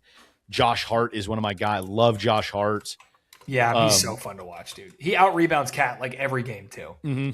And that's another reason why I don't love Cat. Yeah, it just every year they have some form of, I don't even want to call it a meltdown, but it's like you could go to the finals with this team. This team is good enough. The Cavs obviously interesting and got better, I think, with the James Harden move. I think both teams got better with the James Harden move. I think Darius Garland has been awesome for the Clippers so far. The plus minus of him and Kawhi on the floor for the Clippers has been tremendous. They are so much better when those guys are on the floor. Yeah. James Harden is helping the Cavaliers. I think he's giving them exactly what they were sort of missing in a way from Garland, but they need someone to run the offense and to let Donovan Mitchell be Donovan Mitchell. Totally. And that's none of those teams are better than Boston in a 7-game series. I agree. I think Detroit is the only team. I could see Cleveland just being such a wagon offensively. Like if Boston cannot solve for the James Harden, Donovan Mitchell problem, then like if you just don't have enough to throw at them, then you're in trouble. But also, I don't think that's going to be the case because like this team is essentially like the 2024 Dallas Mavericks, and Boston had no problem with that. So I would think that this team is built pretty much exactly the same, and I think they'll be fine. Well, so they played a couple days ago from recording this, Celtics and Cavs, and I watched that game actually, and the Cavs they're clearly a team that is good because they hung around and they kept it interesting, but it never felt out of the reach. I'm sorry, it always felt out of reach is more maybe what I should say. It never felt out of control for Boston as I mixed those two. It really got the striking distance. It always felt just out of reach for the Cavs, no matter how well they stuck around and how well they played and how many big shots they hit. Boston had an answer for everything. They were always in control from the start. This Boston team is just one of the most well-constructed, well-coached teams of the decade. I mean, they really just are. They're so good, man. I'll say they got lucky with Sam Merrill going 1 of 7 from 3. Dude, that helps. Shoots the ever-living shit out of it. But I know what you're saying. When a team is like, when the big run, the punch that like you're like, oh my gosh, and the Cavs bring it to within 7. They were down by as much as 15. Yeah. And then it never gets closer than 7. That happened. It was the whole second half. Was like the Cavs, dude, the arena was on fire, man. The Cavs kept getting to like 5.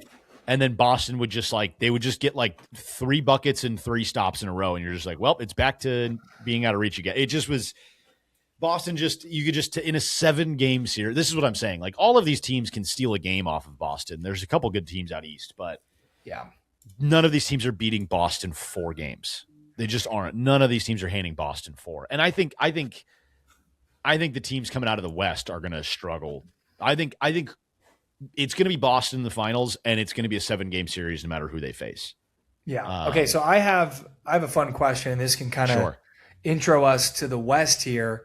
Yeah. Do you know the Phil Jackson 40-20 rule? Yes. You have to win 40 games before you lose 20 to be considered a contender. Yeah. Yes. So there are 3 teams that have done it this year. I'll let you. Do you want to guess? Spurs, Thunder, Pistons. Yep. You got them all. And then I wanted to say teams that came close to it. Boston, which I think they're an exception because they were not whole, but still very good. Denver, Minnesota, the Knicks, the Cavs, and the Rockets. Yeah. The only one that feels like a true kind of got close, by the way. Yeah, I think they were like 6-ish games off. Yeah. I was not going to say 6 or 7. Wasn't going to do it. But yeah, the only team that feels like a real pretender here is Houston. Like, I don't. I want to like them, but I mean, I don't. With the way things like I like Kevin Durant. I do. I like Kevin Durant. I like watching him play basketball. It's fun when his team is in it. I like the fact that he just kind of doesn't care about anything. I think it's funny. I like Şengün, but the way that he has played this year has made me dislike him. He's becoming the European, the stereotypical European player in the NBA. Just unethical, flops, complains, is always trying to get to the line. It's like, dude, you used to be my favorite player to watch in the NBA. And now watching you play is just like the occasional cool play of what feels like vintage Şengün and just a whole lot of trying to get to the line. Yeah. So, I don't know. The way they manage things late game too, it's like KD's the alpha, but it seems like the rest of the team is not on the same page half the time. And also like teams just kind of key in on it and make it tough. And at the first sign of resistance, Şengün decides, okay, I'm going to go get a bucket, or Jabari Smith Jr. decides I'm going to just shoot it. Yeah. I think the only bright spot here is Reed Shepherd is the last thing I wanted to say. They're in desperate need of a true floor general point guard. Reed could be that. He's a little bit of a chucker. But I think they ask him to. I don't know that I see him becoming the type of floor general that I'm talking about. People can say all they want that the undersized point guard is sort of becoming extinct, and I get it. It is statistically, if you look at it, yes. But they did have one in Fred VanVleet. Thickums mentioned that in chat. Yeah, that's kind of what I'm talking about.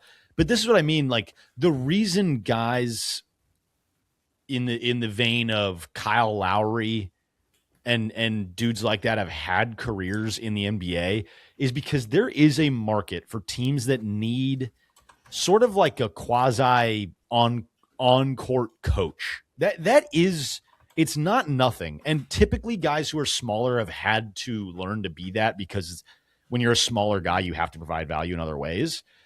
Yeah. And I just think this team just is desperate for that type of guy. They just really are. And not addressing that in free agency kind of hurt them. And a lot of times it's just they're running like Amen Thompson at the point guard, but he's just not. He's not a point guard. They have a point guard shortage. And I wanted to shout out Reed Shepherd because he's stepped up in like a huge way. For sure. Listen, I was pulling up this stat line because this is absurd. Like, well, one, his last 5 games, points-wise, 17, 17, 30, 19, 14. They needed some extra scoring, some extra creation, and he does do a fair amount of that. But this 19-point game against the Wizards, he had 19 points, 10 assists, 7 rebounds, 6 steals, and 2 blocks. Wow. Dude, that's insane from a like 6'1" point guard, bro. Yeah. Look, blow my mind. Look, he's a great piece to have. I just don't think right now at his career he's the type of guy that I'm sort of like talking about in terms of what they need. But I totally agree with you. He's good, and he's stepped into that role to the best of his capabilities. Year 5, Reed Shepherd would be way better for this team because he's not ready to run a team yet. I agree. But I think if he was on a rebuilding team, you'd be like, this is awesome. Like we have a jam. Right. Yes. But I agree with you. They're the most pretender. I think the Lakers are pretenders. If anyone has them as like a contender, I wouldn't. I will say, I do think Thunder, Spurs, Timberwolves, and Nuggets are all very real. I really do. The Nuggets, I think people forget how banged up they've been. Having Aaron Gordon, who's such a huge part of what they do on both ends of the floor, gone for as long as he's been gone, and then Peyton Watson going down while he was gone, and then Jokic going down while both of those guys were gone. It's shocking that they're even like in the 6th seed right now. Like, it's crazy.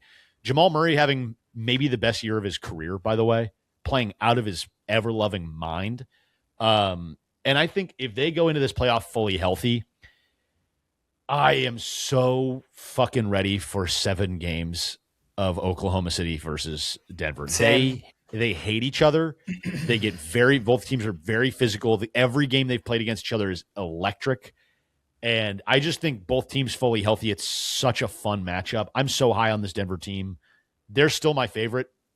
I think it's going to be Denver-Boston in the finals. That's my take right now. But yeah, it's hard to beat this Thunder team. If there's anyone that can do it, I believe it's the Nuggets. If playoffs started today, right, and let's say I would assume it'd probably be the Clippers to make that 8th seed. Probably. It's probably going to be like Clippers. Probably Clippers Suns at 7-8, right? So we'd have Thunder Clippers. Thunder win that series in 4. We have Spurs, probably Suns. Spurs win that in 5. We would have Timberwolves Nuggets if it started today. That could change. 4 through 6 is very close and could all change. Technically 3 through 6 is all very close, but if it started right now, we would get Timberwolves Nuggets first round, that's the only world where I could see the Nuggets not winning is if they have to see the Timberwolves or the Spurs round 1 and they have to go through a gauntlet to get to the conference final. I could see that being a problem. It's just an entire series where every game starts at 10 p.m. or later for the whole country except for you. But I'll be, dude. The West, like early round or early playoff, like Western Conference playoff series are awesome. And they have been for like the past 4 years, bro. Like, I mean, even like the Clippers playing the Spurs would be awesome. So fun. It would be so fun. Yeah. I mean, I think the Spurs would kill them, but Kawhi would make it interesting. Even like Suns Spurs or Suns Thunder. Oh, Suns Thunder, bro. Suns Thunder would be fun. I would love that series. It'd be the grittiest sweep in NBA history. Oh yeah, it would be. I think it would feel like Warriors Clippers in like 2016 when the Clippers came back from like down 30 and just like Lou Williams led like Clippers team like took a game off of them and celebrated like they won the finals. Like that would be so sick, so incredible. Sick, yeah. But yeah, dude, if it's Lakers Rockets right now, who wins that series in how many games? I think the Lakers win in 6. Really? I think the Lakers and Rockets are equal pretender to me, and I give the Lakers the edge just because they have Luka. Because Luka will win them he will will them to a winning in 7. Sure. Most times, if it's a toss up, go with Luka. Yeah, I honestly at this point hope that the Rockets take the 3rd seed and the Timberwolves end up 4, so that we can get beat by the Timberwolves and the Nuggets can smack the Rockets and go on and actually get, because the Lakers have no chance of beating anybody after the first round. I'd be shocked if we get out of the first round, to be honest with you. Question. And I at this point, I'd rather see Jokic get another ring. But yeah, what's your question? You answered my question, at least giving me a hint of what your answer is going to be with that, saying that right there. But on a scale from 1 to 10, what is your buy-in level on this current Lakers team? -2.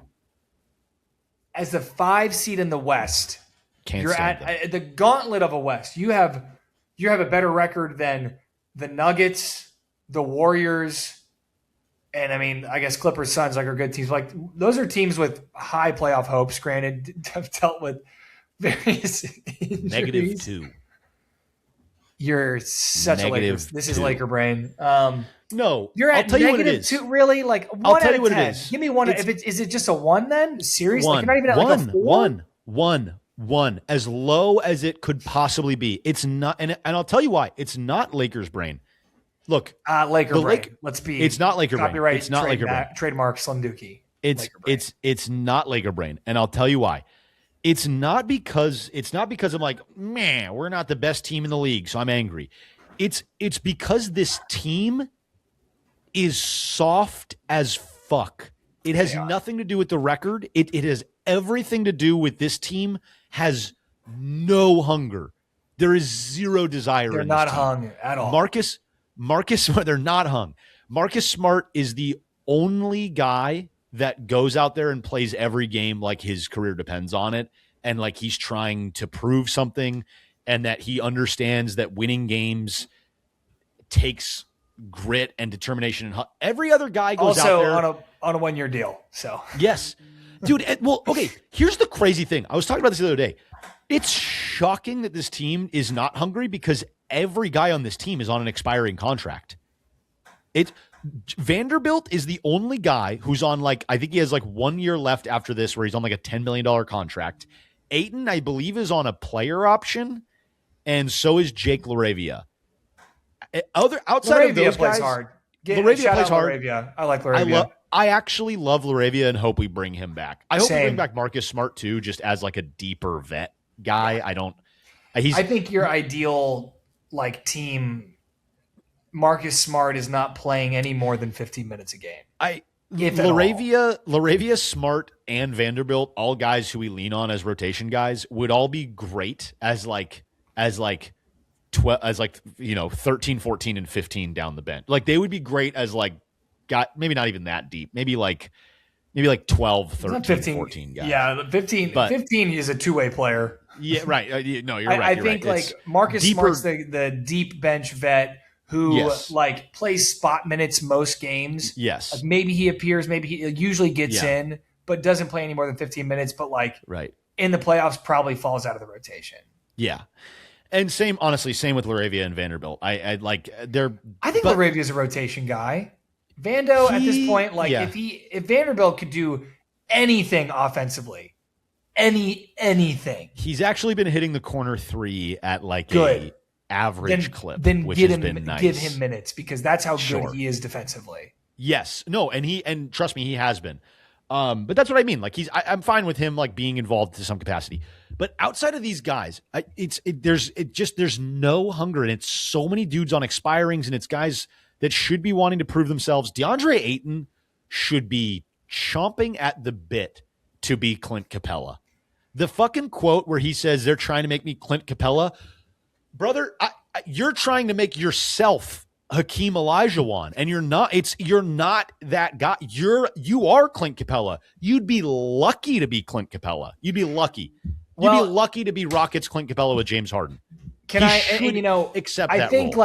I think I hear what you're saying because that is annoying. That's him saying they're offering me this role and I don't want to play it.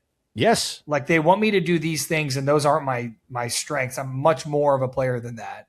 Which in I guess Phoenix, DeAndre Ayton, I'd be like, yeah, like that he has every right to say that. But that's what he sees himself as is that version of himself. He's like, I played that well and that wasn't that long ago. Like I'm still very young. However, when you play with Luka, you have to be Clint Capella. We don't we don't have touches for you in the post. We just simply don't have it. Mm-hmm. Like it doesn't exist because what's going to be better? Us giving you a post touch or having the ball in Luka's hands and letting him feed you the ball on a lob or a dunk or something easy. Like that's the type of big that you have to be when you play with Luka. And the mental aspect of it, if he was really that good, it wouldn't matter. He would make the most out of his post touches, but there's a lot of pressure on post touches when you get like 3 a game and then you're just expected to, better be efficient with those or you're getting less, because I think it started with more and it's slowly gone down as the season has gone on. And I don't blame the Lakers either. I get it. Yeah, like in order to maximize Luka, you have to make him the only engine that runs your offense. He just has to have the ball in his hands. Yes, and you have to remember too, like not only that, but then the next guy in line is LeBron James, and the next guy in line after that is Austin Reeves. Yeah, this team is not built for you to go get the ball in the low block and like face up and shoot a baby hook. That's not. I hope. Should have signed Brook Lopez. I know. I hope that he declines his player option, go out in free agency, and go sign with the fucking Kings. Go be a franchise guy for the Kings. Go ahead. Go play losing basketball. Go be a loser somewhere else. The Kings don't really have a ton of touches to go around either. But I just mean but what I mean to say is like, dude, if that's what you want, like you want to be the guy, then you're going to have to go to a shit team and like go carry a team to the playoffs. You didn't make Portland any better. You didn't make Portland any better. That was your opportunity. Really they gave you a chance to be like, okay, here you go. You got an opportunity to be a guy, and you were a nobody. You were a nobody, and you didn't make anybody better. Dude, I feel like he's lost weight too. It's off topic. It's funny. Thickum says should have signed Clint Capella. We should have signed also Clint available. It's funny. I said this all to my friend who's a Lakers fan. And I said, man, you had Al Horford, Brook Lopez, and Clint Capella there that you could have gotten on like 1-2 year cheap like rent to center deals, and you didn't. You went out and got DeAndre Ayton. I think it's funny. This guy doesn't really like me anymore, and now he's just like, this was our last disagreement before a disagreement that led us to we don't really talk anymore, and now like, oh really? And now like it's funny because he was like DeAndre Ayton is the guy. I'm like, you should have signed Clint Capella, Al Horford, or Brook Lopez, and he was like, that's the dumbest thing I've ever heard in my entire life. I said going into it, I was like, the dream rotation would be Brook Lopez and Clint Capella. That would have been the best. Start with Jackson Hayes as like a third guy. Start Clint. And then just sort of whatever you need for the rest of the game. If you need some shooting, Horford would have been better than Brook probably. Yeah. You take Capella because Horford can go 4-5 if you do want to go big. Yeah, because Horford can still guard and he stretches the floor. So when you're talking about buy-in on this team, it's not because I think that it's not because I think we're talentless. It's because I don't think the guys on this roster deserve to win. They're not bought into the city. Why should we be bought into them? DeAndre Ayton doesn't want to play here. He doesn't want to accept a role here. Why do I care? LeBron clearly doesn't like that this is Luka's team. Clearly, it's so obvious that he doesn't like that this is Luka's team. He's probably going to go to Cleveland next year. It's obvious. Rui Hachimura feels like he should be like the second option on an offense. He's come out and said, like, maybe if we passed the ball more and got me involved, we'd be a little better. Sorry, dude. Hey, this is what happens when you just bring Luka into a system that like it's the square peg in the round hole. It's like Luka's so good that like if you don't maximize him, you're not getting good return on your investment. I said this exact thing the other day. I was like, the reason Luka's not playing well right now and this team looks so bad is because you just need a very specific version of Luka or a very specific version of a team to get the best out of Luka. I said this exactly what you're saying. I said, and Did you send me that tweet? Sorry, go ahead. I'll ask maybe something like that. But yeah, I was like, look, Luka's whole game is predicated on you getting going. Like his whole thing is about rhythm. He's got a very rhythmic, like slow, monotonous game. The whole thing is very like lulling everybody to sleep and getting into rhythm and getting to his spot. And he gets to a point like when you let him find his tempo and like the tempo he wants to play at and the tempo he wants to run an offense at, the defense does not matter. He will score or get guys the ball in open positions almost every single time down the floor. He's that good. He is that good offensively, but he can only be that good if you allow him to like find that tempo. And sometimes it's going to take multiple games for him to like get in rhythm.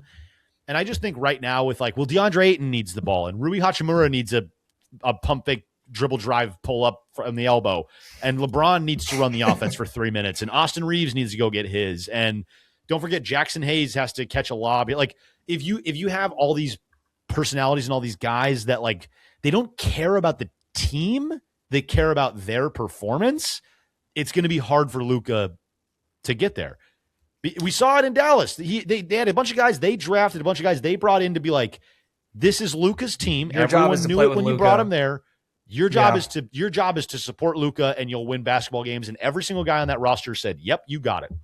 And they were a winning basketball team. So yeah, I don't see that in this team. And that's why I say, yeah, I'm like, it's a 1 out of 10. My thing is like, why should I believe in them if they don't believe in this, in like the team in the city? Why would I buy into them? Lakers roster blunt rotation go. LeBron, because he's funny as hell. Bad so pick. funny. He's no, going he's to talk got to about be so himself funny the entire time. He's not he's funny. Hilarious. He's so funny. The guy who's been a global superstar since he was 16 is going to be really funny? I don't think so. Dude, that's a bad take. LeBron is funny. LeBron is funny not, right now. The guy who has had everyone like him because he's the best at something in the entire world for his entire life. There's no way he's funny. There's 0% chance he's funny. You don't think Dave Chappelle is funny, even though he's been known globally since he was 18 years old? He's the best at being funny. He's not the best at something else. If you're the best at something, people laugh at what you say because they want you to like them. No, dude. This is a bad take. LeBron, it's not a bad take. LeBron is funny in a way that's like sometimes he doesn't. I don't think he means to be funny. Like that's what I mean. That's not being funny. That's being laughed at. I think it's funny. I think it's funny what he does. LeBron I think he does funny things. You think Aaron Rodgers is the performative kid that smoked weed for the first time, bro? LeBron would reach that level 1 billion%. No. Yes, he would. There's no shot. No. LeBron's the most performative person in the NBA. You said it's my blunt rotation. You can pick yours after I'm done. You want to embrace debate or not? You don't get to pick my blunt rotation. All right, fine. LeCap is the funniest thing of all time. LeCap is. That's what I'm saying, bro. If I was high as fuck and I'm sitting there in a rotation and LeBron is just sitting there lying, I would be laughing my ass off, bro. First of all, that would be uncomfortable. It would be. You better have a good rest of the group. That's the thing. You don't like that. You don't like that type of humor. I like that type of humor. I think it's funny. That's not humor. That's laughing at someone. I like that. I like laughing at people. Sue me. I would love to be in a blunt rotation where LeBron's like high as fuck and he's like, yeah, man, I knew. And then he says something stupid. Then I go, no, you didn't. And then I get to laugh at that. That's funny to me. You think LeBron James is going to let you laugh at him for lying? There's no way you would be like, there's no way you would call him out. There's 0% chance. Absolutely, I would. There is no way you would call LeBron James out on a lie. You've never been in a group setting with me. I love fucking with people. You would do that with LeBron James? Yeah. Yeah, I think it's funny. I find that. I think you're too nice. I think you're too nice. I'll spin zone. You're too nice. You're missing the point of what I'm saying. I wouldn't just go, you're lying. That's not what I'm talking about. I would play into it. I would go, really? Tell me about that. Like, how did that happen? You would not call him out. You would not confront him in that way. I would, but in a sly way is what I'm saying. I would in a very subtle way. Here's what would happen. You would do that. Bam has 43 points at half. Yeah, I saw that. Bam on a heater. No pun intended. Okay. I think you would do that, and then LeBron would get insecure, and he'd be like, I don't think anyone's actually my friend. I think they just like me because I'm LeBron James. And then I would go, LeBron, come on. No, you're great. LeBron. You know what, guys? I think I'm just gonna go. No, LeBron, come on, man. And then he gets in his car and he dies in an accident because he shouldn't have driven while he was high. I killed LeBron. You killed LeBron. Damn it. Good job, Connor. Way to go. All because you wanted to smoke weed with them. All right, sorry. Finish. 4-man rotation. 4-man rotation. So four. So 5. Me plus 4. You're saying 5 total? Yes. Yeah. Okay. Yeah. LeBron, Jake LaRavia, because he seems chill. Austin Reeves, Luka, Hellbilly Kobe. I feel like Luka wouldn't talk; he would just giggle the whole time. That might be a good. Yeah, Luka and Austin having like a funny relationship would make me laugh. Jake just seems chill as hell, and LeBron makes me laugh. So you're just taking all the white guys. Rui seems like he would be kind of like obnoxious. I would go Vando. Vando was the other one Vando or Jake are the two that I like, the quiet, like subtle funny. That would be one of those two.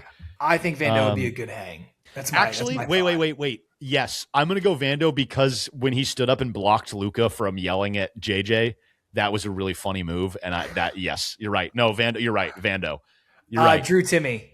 Give me Drew Timmy as well. I'll let you have Drew Timmy. No, I'm going LeBron, Vando, AR, and Luka. That's my 4. Although Marcus Smart seems pretty funny too. Also, he seems pretty chill. Maxi Kleber available.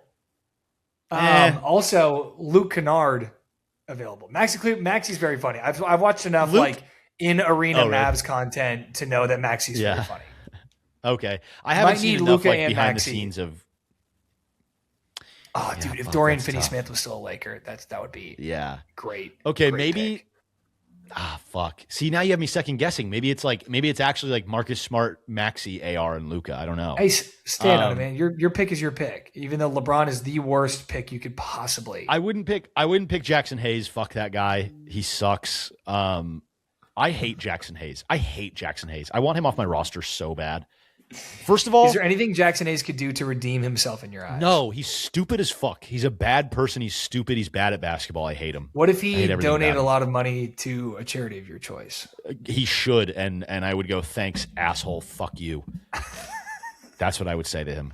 Fuck Jackson Hayes. Don't care.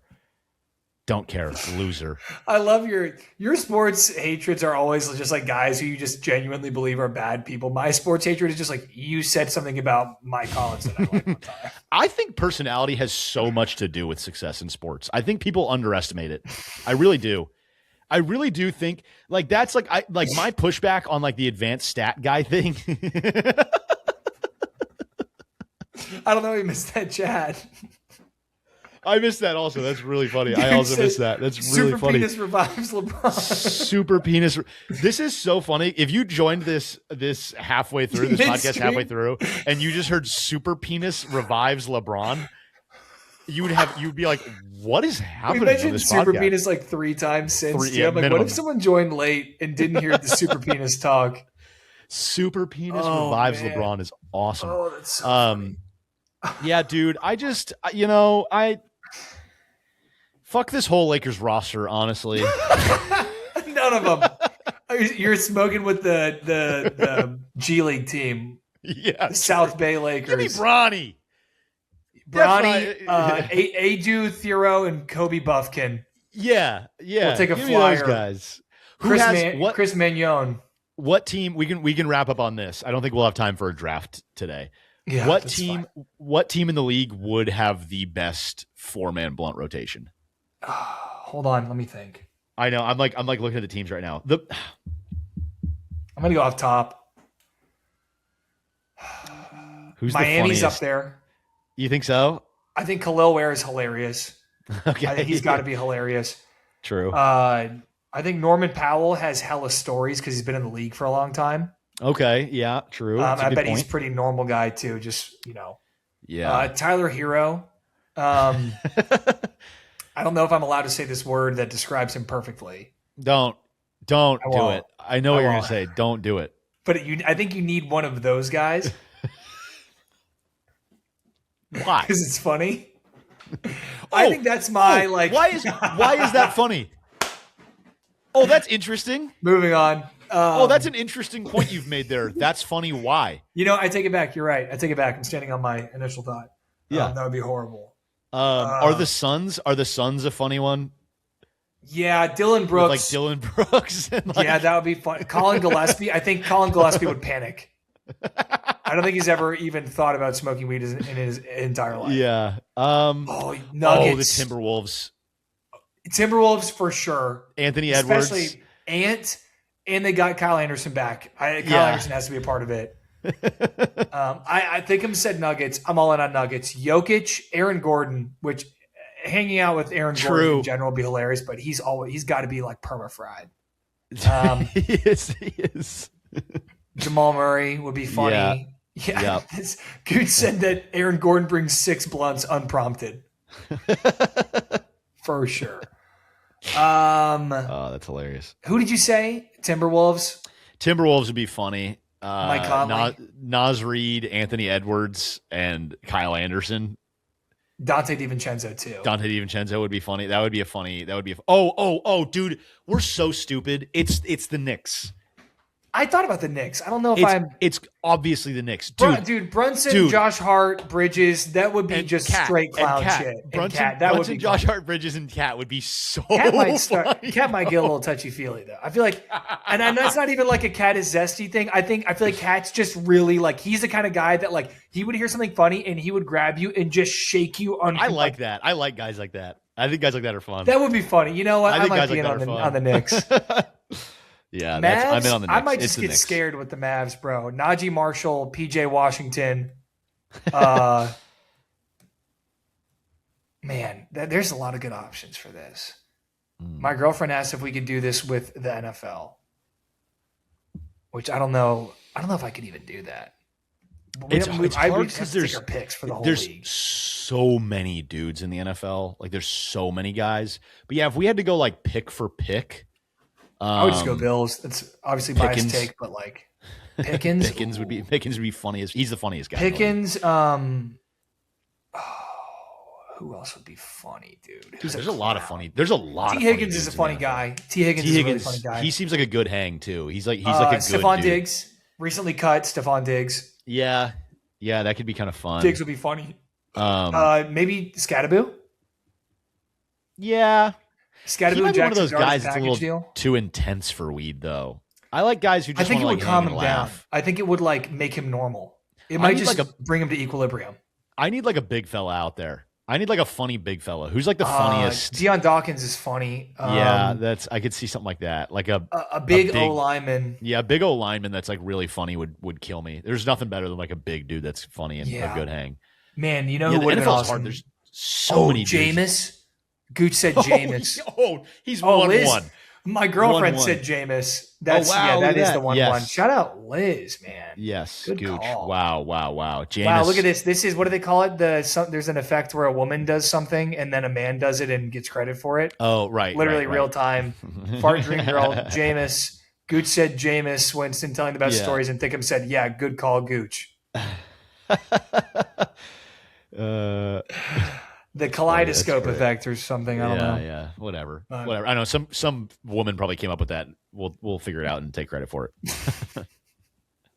I think it's literally. I saw a video of someone a woman explaining that, and then the guy just recorded himself over it. I saw that too. Yes, funny stuff. I won't. And actually, you know what? I won't stand for it. Won't do it. Won't allow it. Kirk hotboxing the Coles dressing room. That's funny. That's good stuff. I'm trying to think. There's got to be like one or two more guys we're missing here that would be like really fun. In the NFL? Yeah. Ooh. Give me like an Eagles D lineman. Who's the Samoan Jordan. dude for the Eagles? Yeah, Jordan. Maiava.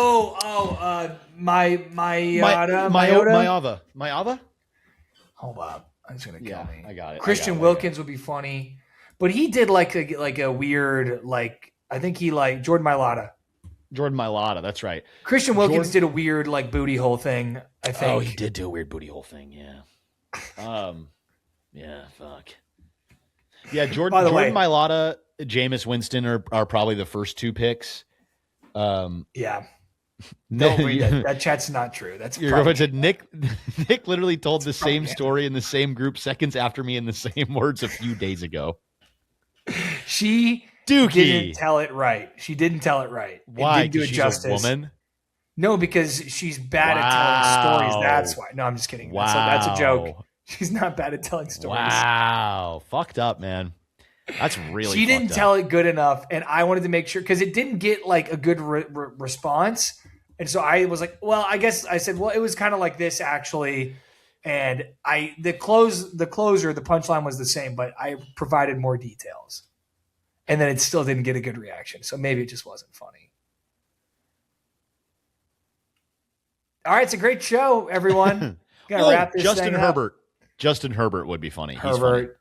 Herbert's funny. I want to say Josh Allen too. Josh Allen's a good hang. Yeah. Just because all-time nice guy vibes. Look, if you said Mailata, Winston, Herbert, and Josh Allen, and I'm smoking along with those guys, I'd be happy with it. Yeah. I'd be happy. Yeah. All right. Hey, what an ep. What an episode. Good stuff. Very funny episode. Yeah. Yeah, very fun. I love when the chat, you said it in the exact same words. She's lying, dude.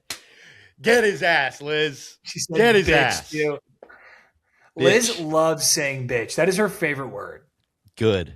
She'll we'll be in a somewhat heated discussion, and so they're blah blah blah blah blah blah bitch afterwards. It's great. It's good stuff, but good episode. Great episode. Thank you for everyone that tuned in live. If you're watching on YouTube, shout out to YouTube. Appreciate that. If you're listening on Spotify, rate us 5 stars. And a fun challenge for everyone: fart in public and try to get away with it. It has to make noise. If you do it, come back and tell us and don't lie. Scouts. Why did we? Okay, yeah, we're doing. I like this as a challenge. That's fun. Yeah, I don't know. I just thought of it. That's interesting. Yeah, right on. Fart in public. All right, we'll leave you guys with that. All right. Love you all. Goodbye. Take it easy. Mwah. Bye.